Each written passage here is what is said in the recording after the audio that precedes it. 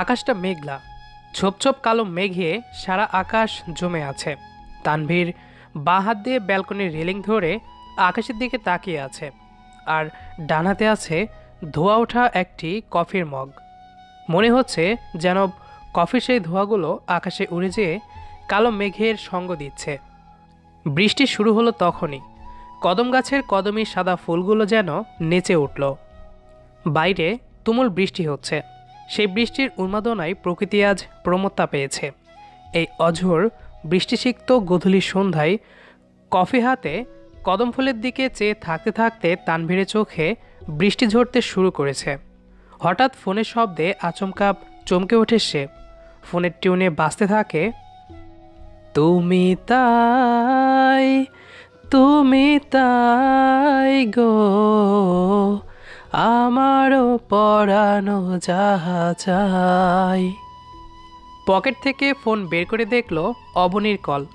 অনিচ্ছা থাকা সত্ত্বেও ফোনটা রিসিভ করে সে।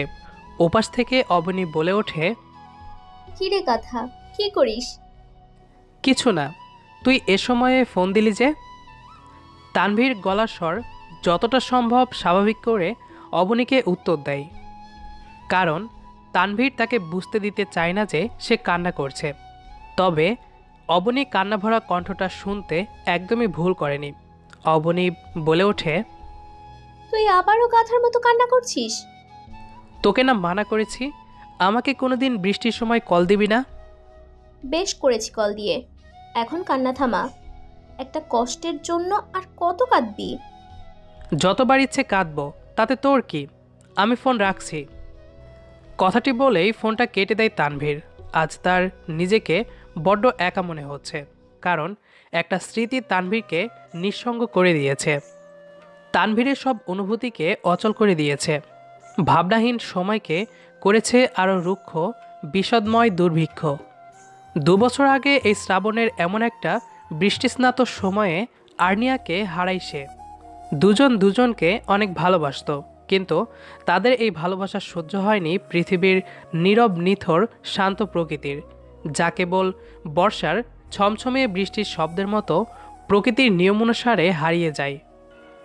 সেদিন সন্ধ্যায় তানভীরের ফোনে আচমকা একটি কল আসে। সেখান থেকে তানভীর জানতে পারে আর্নিয়া প্রচণ্ড অসুস্থ ও হসপিটালে। তাকে নিয়ে ডাক্তারের কাছে গেলে জানা যায় আর্নিয়ার ব্রেন টিউমার লাস্ট স্টেজ।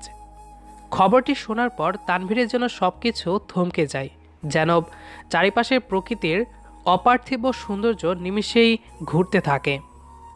এলোমেলো হয়ে যায় সব কিছু। তানভীর ছুটে যায় সে সময় হাসপাতালে।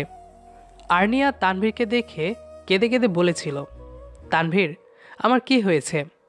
তানভীর সেদিন কোনো জবাব দিতে পারেনি, শুধু আর্নিয়াকে প্রবলভাবে জড়িয়ে ধরে ডুকরে কেঁদেছিল সে। তার কিছুদিন পরেই তানভীরের সেই সীমাহীন ভালোবাসা তাকে ছেড়ে একেবারের মতোই চির বিদায় নেয়, হারিয়ে যায় অসমাপ্তির কোনো অজানা উপন্যাসে। সেদিনও প্রচণ্ড বৃষ্টি হয়েছিল। তানভীর বৃষ্টিতে আর্নিয়ার কবরের পাশে বসে অঝরে কেঁদেছিল সে। কেউ শোনেনি সেই বৃষ্টির ন্যায় অঝোর কান্নার শব্দ আর বুক ফাটা হাহাকার। সেদিনের পর থেকেই প্রকৃতিতে বৃষ্টির উন্মাদনা সহ্য করতে পারে না তানভীর। বৃষ্টি এলেই নিজের অজান্তেই কাঁদতে থাকে সে। পুরনো কথাগুলো ভাবতে ভাবতেই হঠাৎ টুং করে মেসেজ টোনের শব্দে ভাবনার ছেদ ঘটল। আবারও সেই বিরক্তিকর অবনীর মেসেজ। সেখানে লেখা, কি রে গাধা, এখনো কাঁদছিস? এক কাজ কর, সামনে বড় একটা বালতি বসিয়ে কান্না কর। তোর সেই কান্নার পানি দিয়ে আবার তুই গোসল করতে পারবি। আর কাল কিন্তু বর্ষবরণ অনুষ্ঠানে আসতে যেন ভুল না হয়। আর আসার সময় অবশ্যই আমার আর তোর সাথে প্রথম যেদিন দেখা হয়েছিল সেদিনের মতো সাইকেল চালিয়ে সাদা টি শার্ট ও উপরে কালো শার্ট পরে আসবি। এটাতে তোকে দারুণ লাগে, বুঝেছিস? নয়তো তোর খবর আছে বলে দিলাম। ইতি তোর পেতনি। এটাই হলো অবনী। প্রচণ্ড ফ্রাজিল আর চঞ্চল স্বভাবের মেয়ে, আর তানভীরের সবচাইতে কাছের বন্ধু। ভার্সিটি লাইফের সেই প্রথম দিন থেকে ওদের পরিচয়টা অবশ্য এই বৃষ্টির দিনেই হয়েছিল। দুজনেই ভার্সিটিতে আসার পথে গেটের কাছে দুজনের অ্যাক্সিডেন্ট। আকাশে কালো মেঘ থাকায় হঠাৎ করেই টিপটিপ করে বৃষ্টি শুরু হলো। তানভীর জোরে সাইকেল চালিয়ে ভার্সিটিতে ঢোকার পথেই অবনীয় দৌড়ে আসতেই অ্যাক্সিডেন্ট ঘটে। তারপর থেকেই দুজনের পরিচয়, আস্তে আস্তে বন্ধুত্ব। তবে অবনীই বেশি তানভীরের সবসময়ের পেছনে লেগে থাকে, একসাথে থাকে সব সময়। পরদিন সকালে অবনীর বলাতে তানভীর সেই ড্রেস পরে সাইকেল নিয়ে ভার্সিটিতে আসে। বিশ্বাস নেই, না গেলে হয়তো আবার অবনী তানভীরের বাসায়ও চলে আসতে পারে। ক্যাম্পাসে যেতেই দূর থেকে তানভীর দেখতে পাই কদম গাছের নিচে গোলচত্বরের বাসন্তী রঙের শাড়ি পরে বসে আছে অবনী। খোলা চুল, হাত ভর্তি লাল চুড়ি, বেশ মায়াবী লাগছে, বড্ড মানিয়েছে তাকে। তানভীর অবাক চোখে কিছুক্ষণ তাকায়। অবনী জোরে হেঁটে তানভীরের কাছে আসে, অপলক তাকিয়ে থাকে একে অপরের দিকে দুজন। তানভীর কাজল চোখের অবনীর দিকে কেমন মায়াবী নজরে তাকায়। অবনীও অপলক চাই, এজন্য এক না বলা কিছু অবিলাসিতার আমন্ত্রণ। দুজনেই চুপ। তবে এবার নীরবতা ভেঙে অবনী বলল, কি রে, তোর আসতে এত দেরি হলো কেন? কই, ঠিক সময় তো এলাম। তানভীর অবনীর দিকে তাকিয়ে আছে, অবনীও চেয়ে আছে সামনে দাঁড়িয়ে থাকা হাদারামের দিকে, যাকে কিনা অবনী প্রচণ্ড ভালোবাসে। তাৎক্ষণিক তানভীরকে অবাক করে দিয়ে অবনী তার হাত দুটি পেছন থেকে সামনে এনে বলল, একটু হেল্প কর না প্লিজ, এগুলো একটু আমার খোপাতে গুজে দিবি? কথাটি শেষ করেই ফুলগুলো তানভীরের হাতে দেয়। খোলা চুলগুলো মুহূর্তের মধ্যেই খোপাবদ্ধ করে। বড় একটি খোপা, মেহেদি রঙে রাঙ্গায়িত হাত তার। খোপা শেষে অবনী তানভীরের দিকে তাকায়। তানভীর ইতস্ত হাতে ফুলগুলো অবনীর সেই খোপাতে গুজে দিল।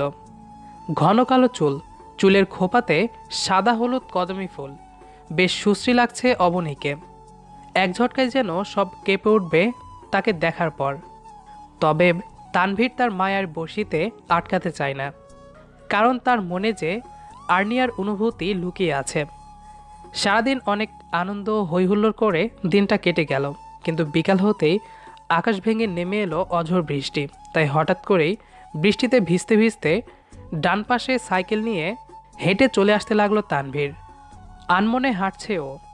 অঝোর বৃষ্টি নামছে নীলচে কালো মেঘের আকাশ হতে। মাটির দিকে তাকিয়ে হাঁটছে তানভীর, কারণ বৃষ্টি এলে যে সে উদাস হয়ে যায়। কিছু দূর আসার পর তানভীর খেয়াল করলো কে যেন তাকে পেছন থেকে তার সাইকেল টেনে ধরেছে। পেছনে ফিরে দেখে অবনী দাঁড়িয়ে, তার চোখের সব কাজল লেপ্টে একাকার হয়ে গেছে। তখনই অবনী বেশ অভিমানী কণ্ঠে বলতে লাগলো, আমায় একা রেখেই চলে যাচ্ছিস কেন রে? আমায় কি তোর একবারও নিজের কেউ বলে মনে হয় না? এই অবনী ভালোবাসার মাঝে কি তুই একবারও আর্নিয়ার ভালোবাসা খুঁজে পাস না? অবনী হিসেবে না পারিস, অন্তত আর্নিয়া হিসেবে একবারের জন্য হলেও তো তোর তোর জীবনে থাকার একটা সুযোগ কি তুই আমায় দিতে পারিস না? আমি কি খুব খারাপ? তানভীর কি বলবে ঠিক বুঝে উঠতে পারছে না। ওর জন্য যে অবনীর মনে এতটা ভালোবাসা জমানো ছিল তা সে সত্যিই জানতো না। ঘোর বৃষ্টিতে অবনী যে কাঁদছে তা স্পষ্ট বোঝা যাচ্ছে। তানভীর কিছু বলতে যাওয়ার আগেই অবনী আছড়ে পড়ল তানভীরের বুকে। প্রচণ্ড শক্ত করে তানভীরকে আঁকড়ে ধরেছে সে, কারণ অবনী চায় না তানভীর তার থেকে হারিয়ে যাক। অন্যদিকে তানভীর অবনীর প্রচণ্ডভাবে জড়িয়ে ধরে থাকার বন্ধনে যেন তার হারিয়ে ফেলা আর্নিয়াকে আবিষ্কার করেছে। তানভীর তার জীবনের দুটি বর্ষা হারিয়েছে। এমন বর্ষার দিনে আর্নিয়াকে হারিয়ে নিঃস্ব হয়েছিল সে। আর আজ সেই বর্ষায় আর্নিয়ার মতো করে অবনীর আবির্ভাব ঘটেছে। তাই তানভীরও আর একা বর্ষা কাটাতে চায় না। নিঃসঙ্গতা আর একাকিত্ব বর্ষার রূপকে আরও বেমানান করে, তাই অবনীকে সেও আঁকড়ে ধরে।